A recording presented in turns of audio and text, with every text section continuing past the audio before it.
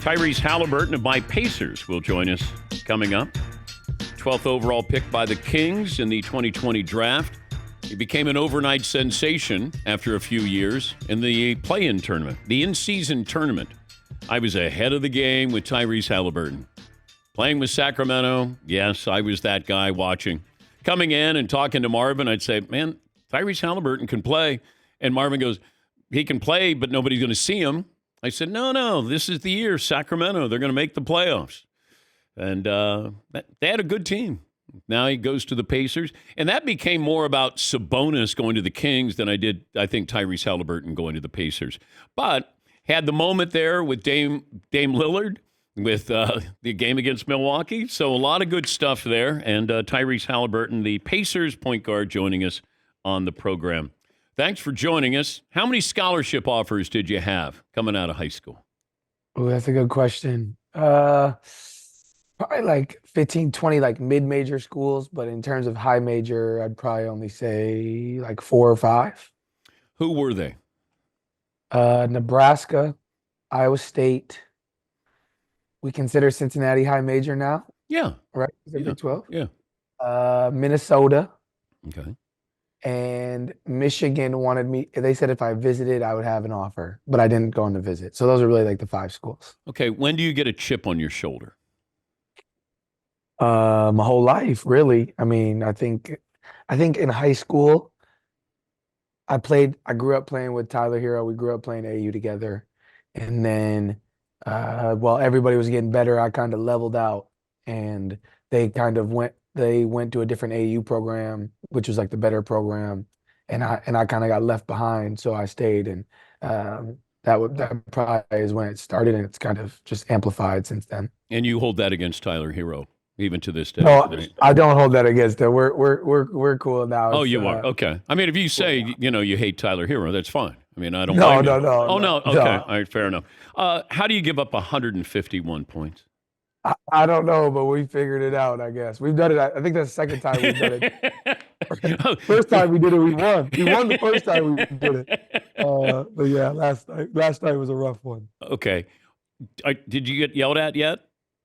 Um, yes, multiple times, but we haven't started our day yet in terms of practice and stuff. So I'm sure we got more coming up here soon. It feels like this has been a coming out party for you this year, even though you played well in Sacramento. Like people are just finding out who you are nationally. Does it feel that way?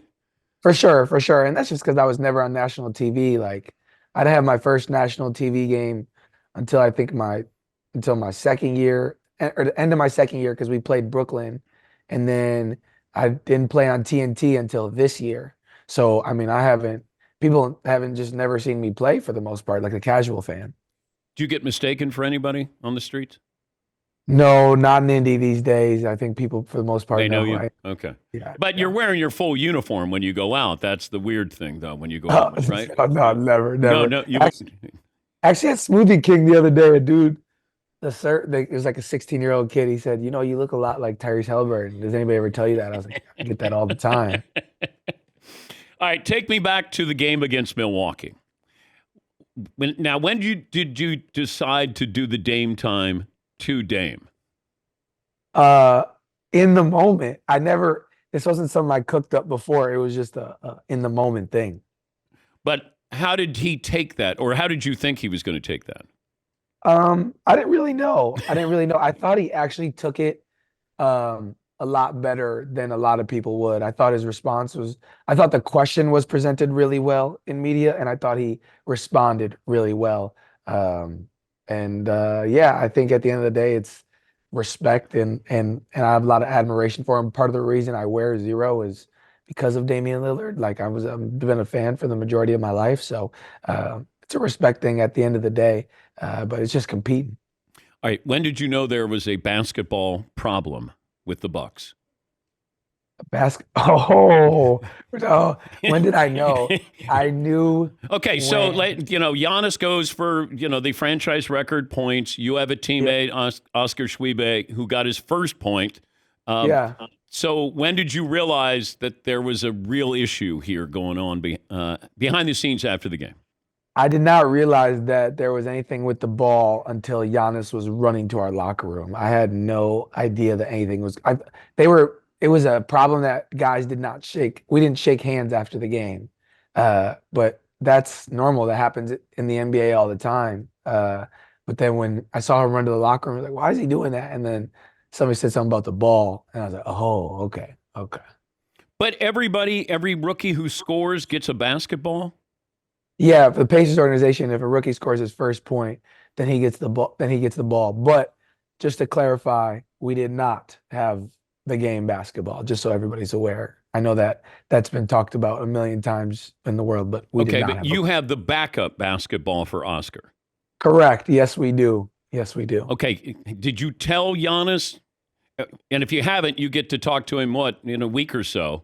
Like what after New Year's? I think you guys are New Year's Day. You guys are playing. Yeah, we play. Yeah, we play him New Year's Day. I'm pretty sure he's very aware of it at Okay. this point. I'm pretty sure he was aware of it very shortly after going to the locker room as well. But I just don't think he wanted to. They didn't want to admit to that. But I'm What pretty was he sure going to that do, Tyrese? If he came into the locker room, what was going to happen? that's a question for him. I really don't know what the plan was. I don't know if there was much of a plan. I think it was just built up. A lot of testosterone going on, a lot of frustration going on, I think. He's the Pacers point guard all-star Tyrese Haliburton joining us on the program. Lakers celebrated with the in-season banner. Would you guys have done the same thing? I suggested a parade. I would have done a parade, the Pacers. Absolutely. Yeah, 100. I would have been down for whatever. I mean, we don't have we don't have any championship banners in the arena. Pacers have never won an NBA championship, so I would have been all for the banner, no question. Do you think the Lakers should have raised the banner, given that it's the Lakers?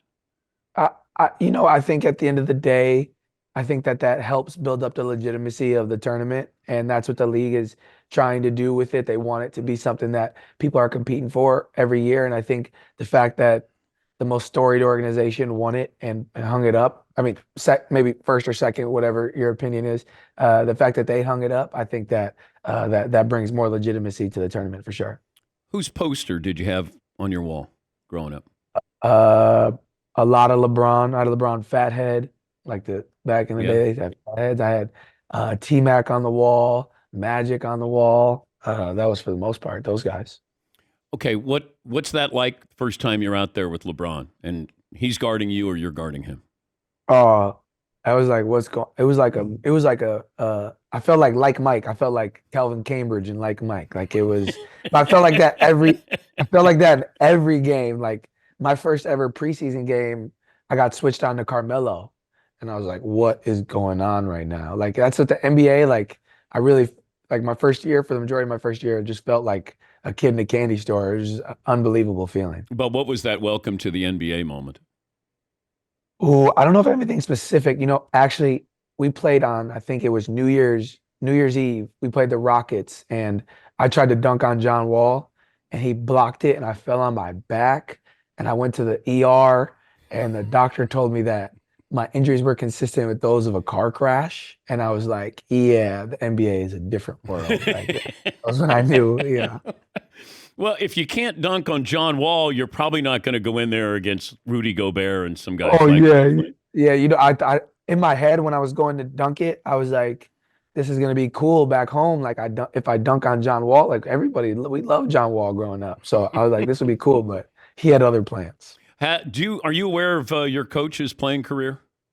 I am aware. I am Okay. aware. Okay. So you're aware of maybe your dad tell you about Rick Carlisle? No, definitely did not. I Okay. didn't know that. I didn't know his like career path until I got here and got to talk to him more about it and pick his brain and stuff. Does he shoot at all anymore? I'm trying.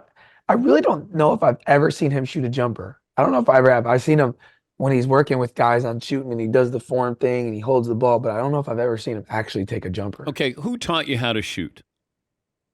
I think myself. I think naturally, I just over time, my form has just progressed. But it started with me just in the park learning how to shoot, doing it myself. And as I got older and working with other coaches and stuff and getting stronger, it just became about taking the dip out of my shot, but keeping it the same at the top. But there's a little bit of a twist at the end, right? Yeah. I mean, it's not a normal shot. Now, this Yeah. coming from a guy who gave shooting tips to Ray Allen one time when he came into my dojo here, my man cave. So which is embarrassing. It might sound embarrassing, but I really was believing what I was saying to Ray. He had the ball on the palm of his hand, and I said, Ray, you got to have it. There has to be a little bit of space there. And Ray could have been that much better, Tyrese. Right. I mean, imagine if he had listened to me years ago. Right. And if you want a session, free of charge, you can ask Coach Carlisle. I know what I'm doing.